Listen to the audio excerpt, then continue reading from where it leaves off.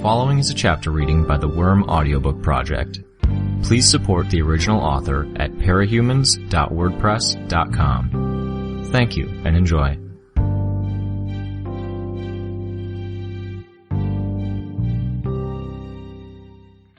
This is exactly what I was talking about. She's a dangerous influence.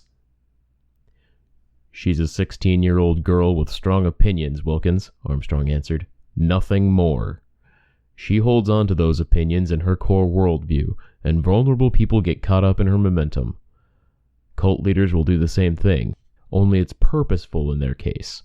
Get people tired, get people worn out, scared, and hungry, and give them someone with presence to give them support.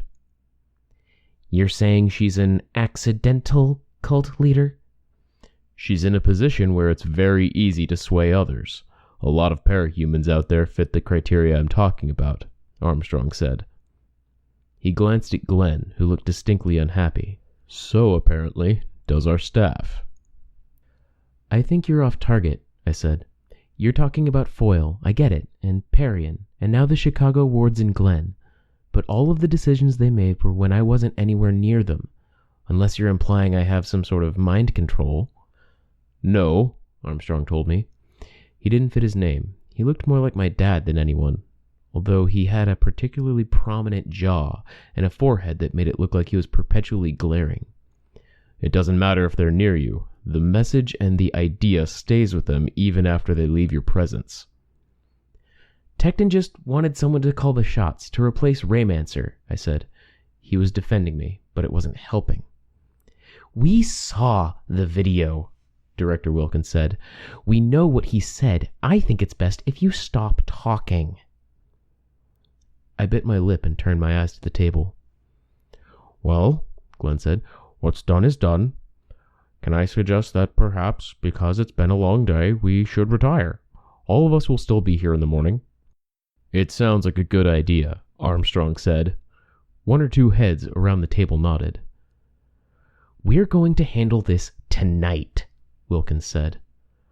While the girl who's so tired she could fall asleep sitting up, Glenn observed. Or is it that you want to resolve this while Chevalier's in the hospital? Chevalier doesn't matter, Wilkins said. This is PRT business. I agree.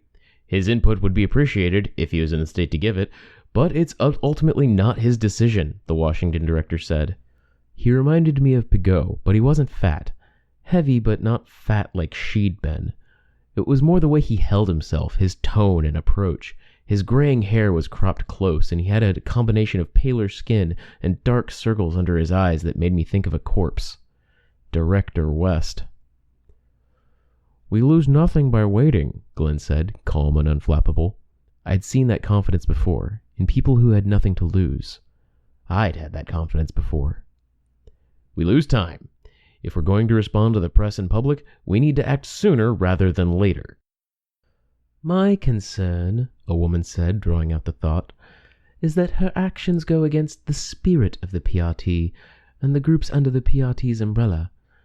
Conspiring with a known terrorist, betraying the truce even, for a subtle advantage in dealing with that terrorist, returning to her old team against all terms of her probation, rejecting orders and taking reckless risks with PRT personnel, getting too injured. A long-standing goal of the PRT has been to reassure the public, and this only paints heroes as something dangerous. I already didn't like her. I didn't even know what city she was from. That doesn't even include the fact that this leak shows Cape's going all out. When the joy at the victory wears off, people are going to look at the footage and wonder if they're in danger, West said. We won, I thought. We beat him, and you're quibbling over details. Why were they doing this? Why were they so intent on railroading me, screwing me over? These guys, or some of them, were the old guard, defenders of the status quo. Tag would have fit into this little cadre. Maybe that was part of the reason. Birdcage. The word hung in the air. I snapped to attention, fully awake in an instant. I had to take a second look at the faces of the people around the table before I realized who said it. Armstrong, the man who'd been my advocate an instant ago. A little extreme, West said. The next few fights are going to be crucial. Every time the Endbringers come, there are major losses. We lose good capes.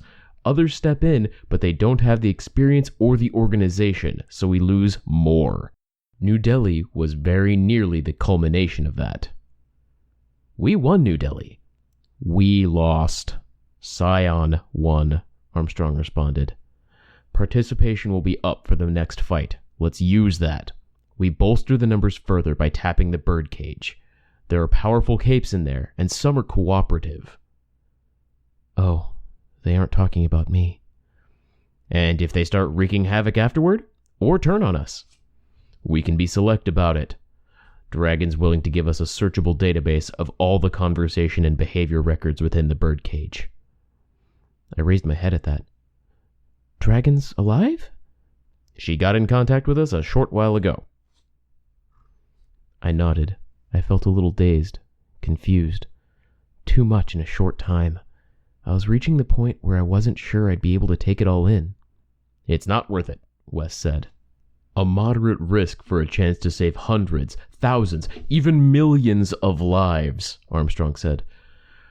How many lives do we lose because of the monsters we set free? West retorted. Those criminals were put there for a reason. At first, Armstrong said, but the rationale for indefinite detention has been getting weaker, and the number of capes going in has been increasing. It's not going to happen, Armstrong, West cut him off. Armstrong deflated a little, settling back in his chair.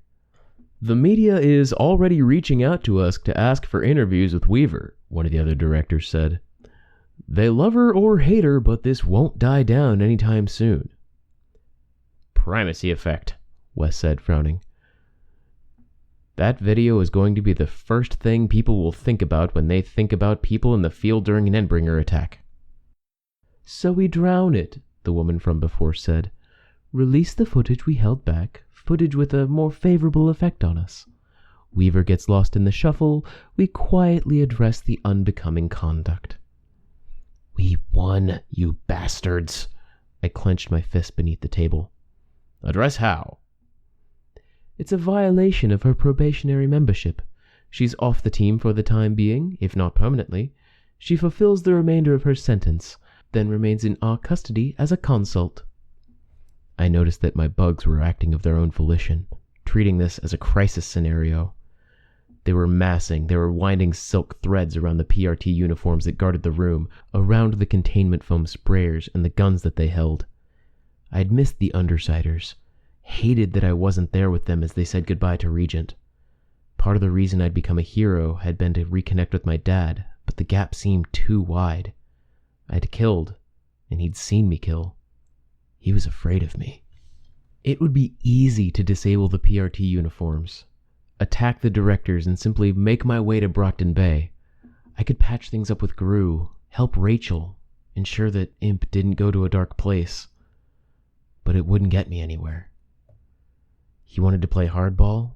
I'd play hard in return. I turned my attention to my swarm for a moment. I think you're underestimating how badly the public would react if Weaver was punished, Glenn said. We're facing a lose-lose situation, Mr. Chambers. Chief Director West said. We cut our losses, take a hit in PR, but we can continue operating as we need to. So long as it's quiet, she goes to prison and doesn't go out on another big excursion, I don't think anyone's about to make a big deal of it. Make a big deal of it? I turned the words around in my head, manipulating the media, manipulating the local capes. Damn. I'd had high hopes for Chevalier's new protectorate, but it didn't seem to extend to the PRT. We can deflect, the woman from before said. Raise another issue. Change the focus of the public. Not so easy, Glenn said. It's been done too often in the past. They're watching for it, even anticipating it. But the majority won't be, she responded. She turned to Director West. The alert, educated minority will complain, but they won't achieve anything meaningful. They never do. I'm inclined to agree, Director West said. It's not pretty, but it'll suffice. Why? I asked. You can't deny I helped. I didn't deliver a serious blow, but I helped to coordinate. I had ideas. I used them. There's other smart capes out there, a man said. He didn't give me the impression of a PRT director. Another staff member?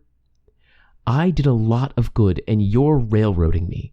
Is it because you're losing control of things and I make an easy target? Because you're afraid of me? Because you're consistently unpredictable, unreliable. We set rules and you break them, West told me. Rules don't generally apply during an Endbringer attack, I said. The only thing that matters is taking the motherfucker down. We did. I'm inclined to agree, Armstrong said. This is going a step too far. She did well.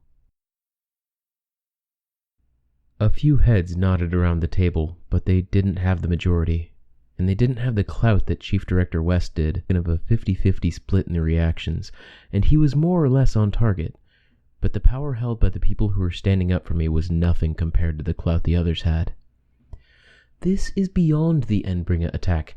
It's overall conduct, the woman at the far end of the table said. When? Can you name incidents? Beyond the Endbringer attack? I challenged her. Spiders in the less traveled areas of the prison, West told me. Spiders in the prison. Shit. I felt myself deflate a little, but I managed to keep my face straight. If there are any, they're eggs that have recently hatched. And the costume? A weave of silk cloth hidden out of sight. Damn. That predated my discussion with the warden, I lied. I got rid of the spiders and moved on. You could have reported it. That an abandoned time-killing project was stuck in behind some pipes? Why? Because this happens. There's no reason to believe you. I clenched my fists. You're dangerous, Taylor Hebert. Unpredictable. You're deceptive, clever enough to come up with tricks, but not clever enough to stick to the straight and narrow from the beginning. Armstrong said it himself. You're good at manipulating people. Manipulating people, I thought. Not as good as I want it to be. Armstrong spoke up. You're twisting my words, West. I said she was well situated for interacting with vulnerable people and stalwart enough in her own worldview that others can get swept up in her flow. Regardless, Miss Hebert was right about one thing. It's late. It's been an emotionally exhausting day. Physically exhausting too, I said, not taking my eyes off the chief director. You know, running around, fighting Behemoth while you guys sit in your... Glenn shifted one leg under the table, pressing it against mine. A nudge, not overt. I stopped. My power crackled at the edge of my attention. My bugs were moving again, without any direct instruction from me. I reined them in, then distributed them throughout the building. Was there someone I could contact? Something I could communicate to the right person to change what was happening here? West ignored my comment, turning his attention to Glenn. Mr. Chambers, you're relieved of duty. You likely knew this already. I understand, Glenn said. We'll discuss on our own whether we need to press charges. Press charges, bastards! Okay, Glenn said. West met my eyes. Taylor Hebert, you violated the terms of your probation. You'll return to Gardner tonight and you'll carry out the rest of your sentence. Your test run with the wards teams is over. Offer rescinded. Provided you do not talk to the media, we stop here. We'll talk to you when you turn 18 to see about plans for the future. This is a mistake, Glenn said. Chevalier had a number of plans, and you're unraveling them. Naturally, Mr. Chambers. We're aware of the thrust of those plans. Recruiting villains. A darker, edgier protectorate. Provided he keeps to the rules, we're willing to let that be. But with the administration, the underlying framework that makes his teams possible, we have to maintain a balance to keep the public and the president happy. He won't have our assistance. He won't have our assistance, I thought. I heard the words, and my bugs spoke them. Every bug within the building repeated him verbatim. The good, the bad, the details that damned me. It wasn't a question of finding the right person or saying the right thing. It was everyone saying everything. In that manner, my bugs repeated it to staff members, to the Chicago wards, and to the Protectorate members who'd accompanied their directors here. It was too late for reporters to be around, but I didn't deny the possibility. Tens of thousands of bugs speaking words at a sound barely above a whisper, louder in places where more people congregated. Dispatch and Exalt were the first to make their way to our floor. They entered the room without knocking. I met Dispatch's eyes, not the rescuer I'd hoped for. We'd worked together, but he disliked me from the outset. "Dispatch?" West asked. Dispatch didn't reply right away. He glared, and it wasn't at me. It was at the director. "We've been listening," Exalt said. "Listening?" "You've been bugged," Dispatch said. "Only the bugs are the ones outside. They've been talking, reciting." I could see Chief Director West's eyes narrow as he looked at me. He would be replaying the conversation in his head, trying to figure out if he had said anything damning. "No guarantee she's telling the truth," West said. "Provided she keeps to the rules, we're willing to let that be," Dispatch said. "Spiders in the back areas of the prison." "Yes," Director Armstrong said. "That's accurate. I can't speak to particulars or the little details, though." I repeated everything verbatim, I confirmed. "The goings-on of this meeting are confidential," Director West said. "Nobody told me that," I answered. "It doesn't matter. I violated my probation anyways, apparently." "Anything goes against the Endbringers," Tecton said from the hallway.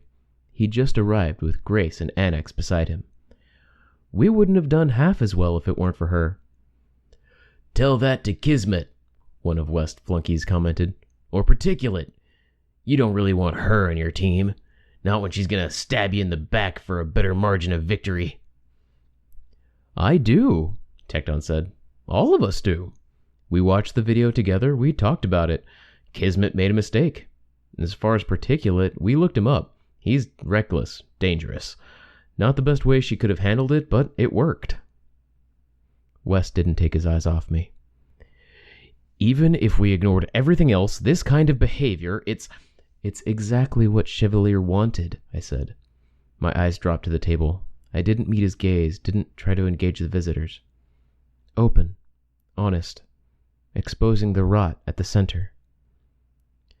"You're saying you're not rotten," the woman at the end of the table said, almost mocking. "Maybe I am," I told her. "I'm not all good, not all bad. I'm just getting by. Doing what I can, not holding back against my enemies who don't deserve it. And under Chevalier's system, Glenn's system, I'm guessing I'm revealing all that stuff we usually keep hidden, and it's up to others to make the call whether they can roll with it or not. Up to the public, my potential teammates." "Honestly," Tecton said, "if you're going to lock her up after all this, you can consider me done. You're going to undermine Chevalier when what he's doing worked? I'm gone." Here and there were murmurs of agreement. There was a very long pause. "Weaver," Director West said. I met his eyes again. I could see the hate. "You'll make your way to Chicago at the end of the week, and providing everything goes well, you will be a member of the team. If you're wise, you won't take interviews, and you won't take any action that draws attention to you." I drew in a deep breath, then nodded. "You'll wear a tracking device at all times, and any time you leave the defined area within the Chicago headquarters, you'll have an escort, a long-standing member of the team in your company at all times." "Okay," I said. "See to it that you follow these rules. You've got the backing of the heroes here. Maybe you've got the public's favor, but we will remove you if you give us an excuse." "I understand," I said, suddenly very wary. Beside me, Glenn stood from his chair. I took his cue. The PRT uniforms stepped out of the doorway, where they'd been barring the small crowd access. We made our exit, joining the wards and the PRT staff members. "Weaver," the chief director called out. I turned around. "You didn't make any allies in this room today." "I think you were my enemies before we even met," I said. You'd never have given me the chance to be your ally. You're wrong. I shrugged. Then I turned to walk away. Tecton gave me a nod as I approached. Thank you, I said. Not a problem, he said. You kept us alive. I figure we owe you one. I don't think you owe me much, but I'm not complaining, I said. We should go. We are in the middle of something. See you soon, I hope? Yeah, I answered. When they'd broken away, it was Glenn and I, together. That was foolish, Glenn commented. They wouldn't have given us any slack. Nothing we could have said or done would have changed the outcome unless we attacked from a different angle. There's a habit some people have, Glenn said, where they divide people into enemies and allies. It's in your records, as a matter of fact, your propensity to define people as enemies and act without mercy, while being gentle and kind to your friends. The chief director is another person who is very similar. Pairing you two together, you could have been great allies or great enemies, but there's not much middle ground. It's a shame you have a powerful enemy now. I still don't see how we could have been friends. I don't think you would have been, but humiliating an enemy is a dangerous thing. Doing it again would be terminal. You'll need to be clever about your approach from here on out so you aren't threatening them to the same degree. I'm too tired to strategize anymore, Glenn. Think. What's motivating the directors? First thought that comes to your mind. Fear. Of? He asked without a heartbeat of hesitation. Me? He shook his head. More specific, if they don't act now, what happens in the long run? They can't control me. People would recognize it, that the PRT didn't have the ability to control all of its heroes. Some would act on it. It would be devastating, damaging on a fundamental level. Isn't that what you wanted? I asked. Your harbinger? It is. Can you guess what I'm going to suggest now? You want me to make a move, powerful enough to shake them, break the status quo, not powerful or blatant enough to break my probation or give them an excuse to drop the book on me. You'll be with the wards by the week's end if somebody doesn't trip you up. Do you think you can manage it? A big success? Maybe, I said. The moment you drop out of the public eye, you become vulnerable. You've got a reprieve, but when you do act, you're going to need to act big. And you can't stop once that's happened. Once you act, you'll be giving them an opening, and you have to keep moving after that. Understand? Yeah. Keep the ramifications and the scale of your actions in mind at all times. Use that strategic brain of yours. Above all, be patient.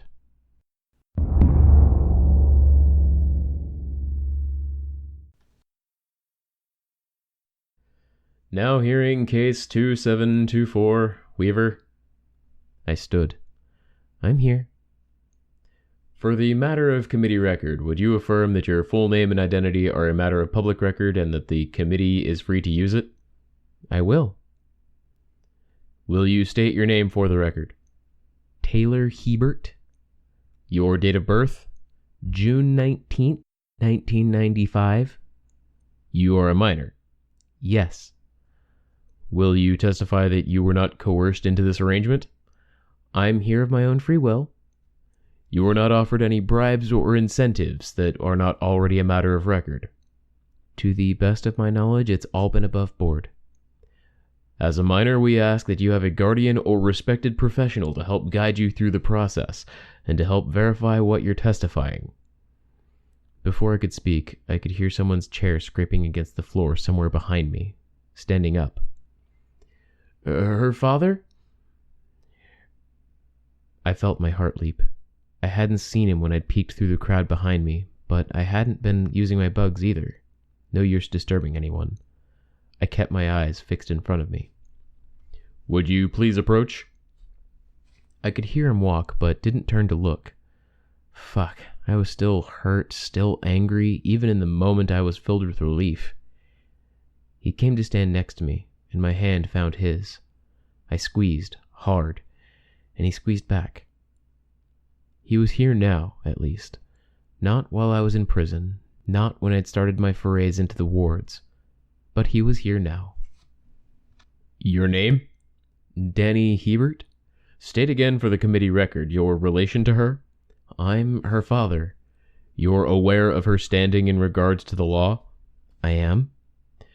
And you've read the documents detailing her probationary status within the wards, document 2724A? I have. You've read the statement and accompanying paperwork provided by Taylor Hebert, aka Weaver, document 2724B? I have. Do you hereby attest that all statements disclosed in the latter document are the truth to the best of your knowledge? Yes. I watched as the committee members paged through the documents in front of them. My heart was pounding, and it wasn't just my dad's impromptu arrival. This was it. The moment my future hinged on. I'd made enemies in the upper echelons of the PRT. The question was whether they'd pull a maneuver, do something sneaky to undermine me, or screw up the case and leave me stranded without any place to go but jail. I believe each of us have reviewed the files, the man at the center of the table finally spoke, looking to the others for confirmation. Case 2724 has met the requirements for probationary admittance into the wards. She is to follow the stipulations as outlined in document 2724A. Failure to comply will result in return to medium security detention for the span of 1.5 years or until such a time as she turns 18, whichever is longer. Further, failing to meet the terms for probation will result in forfeiture of any earnings or rights granted her by the PRT, which will be held in trust until such a time as she reaches the age of majority. Do you understand these terms? Yes, I answered. Yes, my dad said. With that, you are now a probationary member of the wards until such a time as you turn 18 or violate the terms of your probationary membership. Congratulations, Taylor Hebert. There were cheers from the sidelines. Tecton and his group were among them. Next case, the committee members said. My dad and I retreated into the aisle. We made eye contact for what felt like the first time in an age. Thank you for coming. I wasn't necessary. You wouldn't be here if you didn't have someone else lined up. It matters, Dad. More than you know. Thank you. Is this fixable? Us? I frowned. What? He asked. He opened the door so we could step out of the committee room and into the hallways of the PRT office. I've kind of come to hate that word. Fix, I said. You don't think... I don't, I interrupted him. We can't fix us. Society can't be fixed. It's impossible.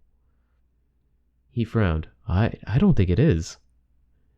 Things change. Destroy them, rebuild them. You're just causing change. Can't we... Isn't it okay if we don't try to go back to the way things were? You don't want to be a family? He asked. I do, but we tried to go back after the city started to rebuild. It didn't feel right. It was nice, but we were playing roles, and there was more stuff unsaid than said. Lies, unasked questions, kind of unhappy at the root of it, you know? I know. We found an empty bench and sat down. I could see the Chicago wards stepping out into the hallway, but they kept their distance. Revel made her way out the door a few seconds later and started talking to them as a group at the opposite end of the hall. You're so far away, he said, doing things I can't even imagine. Facing serious danger, even on a more mundane level, the way that you're going to be living at the headquarters. It's a 14-hour drive. Can't we visit, though? I asked. Send emails every day? Video chat? We can. I'll come see you at the headquarters before I leave for home. See how you're getting by. Maybe if you need me to, I can pick up some essentials. Things you wouldn't want to ask them for, or things they wouldn't know your preferences on. I wondered momentarily if my dad even knew what my preferences were nowadays. I didn't voice those thoughts. At the same time, I meant what I said as I told him, "That sounds amazing. Yes, please." He smiled, but the expression faltered as he glanced a little to one side. "I think your team wants to talk to you." I nodded. "Talk to you in a bit?" "Tomorrow," he said. "Tomorrow," I replied, standing from the bench. The wards had turned to face me. When I approached Revel and Tecton and the others, I cast a glance back. My dad was still sitting on the bench.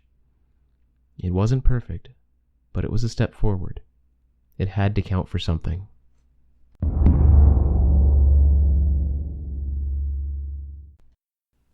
This space was for vehicles, but Stardust graduated 3 years ago. Died a year after joining the Protectorate. We've been using it for storing paperwork, and your moving in was a good excuse to get some things sorted out. Your workshop. I nodded, doing my best to maintain eye contact. Campanile was about 8 feet tall. I'd been given a complete physical and fitness test right off the bat, and I was 5 feet 9 inches tall. The height difference put my eye level just a couple of feet above Campanile's hip level. He wore a skin-tight suit, and there was little left to the imagination. I thought I might have seen a ridge or a vein in that split second I'd glanced down to make sure my eyes weren't fooling me. If I were more well-adjusted, I would have been embarrassed, even offended. Instead, I almost wanted to laugh. Neither would have done well in terms of first impressions. Focus on your bugs, I told myself. Look interested. Talk to Tecton before you grab anything from the build room. That's where we keep all the panels, portable walls, and furniture for customizing our spaces. Tools and everything would be down there too, but it's easiest to let Tecton just keep that all in his workshop. He's our only tinker, and it's not any harder to ask him for something than it is to go all the way to the basement. Got it. You're distributing this stuff to other groups, right? The Silk? After I'm done outfitting my team and you guys, our Protectorate? I'll give Campanile thicker fabric below the waist, maybe, I thought. Well, there's a budget, so negotiate with Tecton on that front. We all use the account, but the rest of us just usually dip into it to replace broken pads or lenses, stuff like that.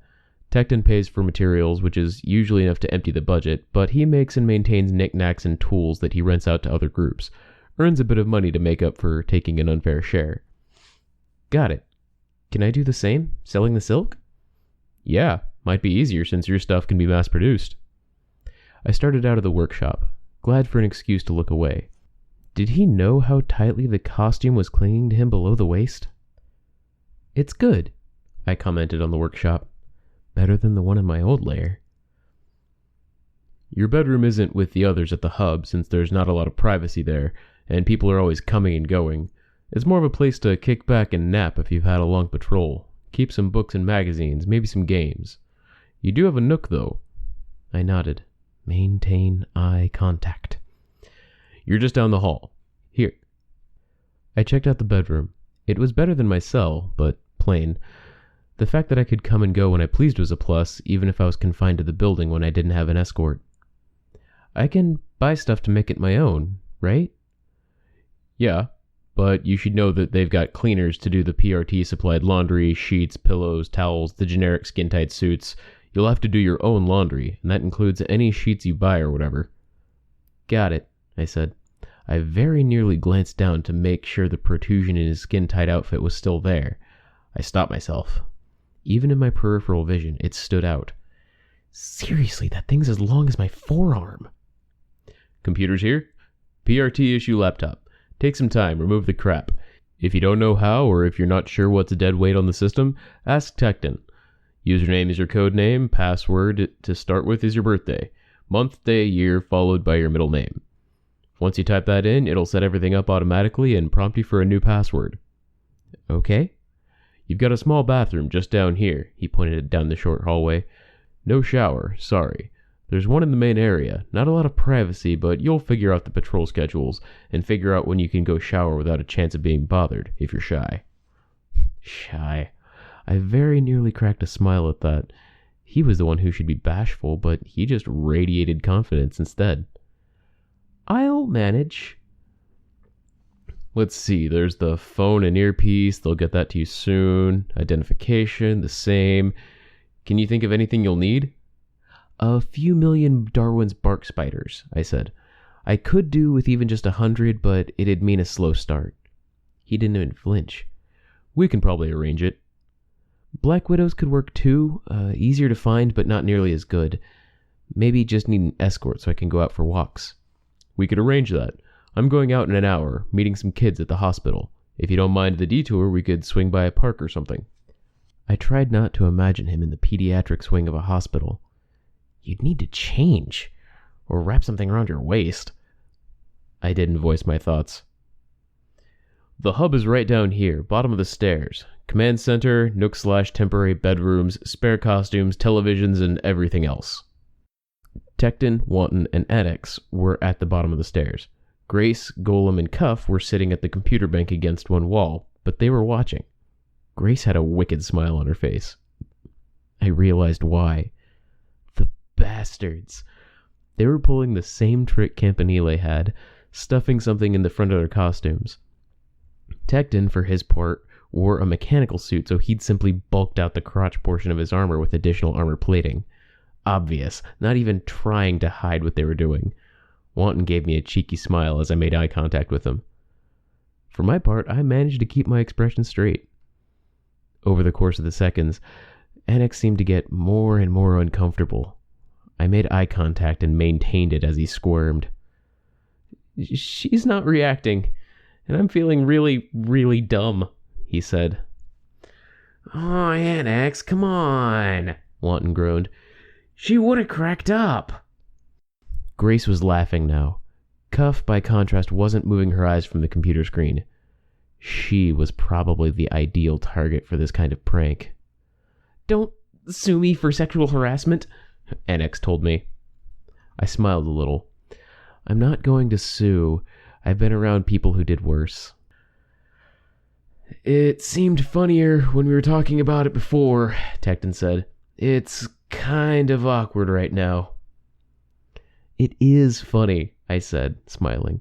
"You guys did get me. I was so busy trying not to stare at Campanile that I barely heard what he was saying about the tour." There were a few chuckles. "I was thinking it was a bad idea," Golem said. "With your background, that you might not like being picked on. They gave me one, but I thought it was a bad idea to test you." "It was a terrible idea," Tecton said. "Juvenile. But sometimes you need a cheap laugh." "They're embarrassing themselves worse than they're embarrassing me," I told Golem. "I'm okay with it. I'm glad to have an initiation into the group. Could have been far worse." "All right, guys, joke's over," Tecton said. He unclasped it and removed the metal cod piece from his armor. "She's right, we're just embarrassing ourselves now. Get rid of the damn things, and I don't want to see them lying around anywhere." "I could keep it this way." "No, you couldn't," Tecton said. "You'll forget about it and switch into your other form without absorbing it and wind up bashing someone unconscious with a foot-long silicone club." I looked over my shoulder at Campanile and saw him standing by the trash can, no longer endowed. He didn't look quite so ludicrous now. Freakishly tall, yes. Not freakishly long, so to speak. "Sorry," he said. I shrugged. "I figure I've got blackmail material now. I just need to get my hands on security camera footage." He smiled and shook his head. "Welcome. Be good." "I don't think these guys are setting the bar that high on the good side," I told him. He clapped one hand on my shoulder and then turned around to go upstairs, leaving. Annex had fled, but Wanton was taking his time in leaving, with Tecton giving him the occasional push to get him to walk faster. Over by the computer bank, Grace and Golem were wrestling with something. "Do it!" I heard her. No way, no way," Golem responded. "Do it! Just a little!" She said something else I didn't make out. It didn't go much further before Golem gave in. Wanton doubled over mid-stride, falling to the ground. Once he realized what had happened, he started thrashing in his effort to get the offending object out of his pants. I had to avert my gaze before he inadvertently flashed me. "Jeez, guys," Tecton groaned. "Too far." Golem rushed over, apologizing, while Wanton cursed at him, throwing the lump of plastic at his teammate. Grace had fallen out of her chair laughing, and Cuff had done the opposite, putting her unburned arm on the desk and burying her face in the crook of it. In the midst of the chaos, I made my way over to the computer bank and leaned over the keyboard, typing in the username and password I'd been given. The desktop was up and running in heartbeats. Access to nice computers was apparently a perk of being a hero. I dug around for the files on the local powers and began studying. I tried, anyways. Grace's continued laughter was so infectious and unashamed I couldn't help but join in. My new home, for better or worse.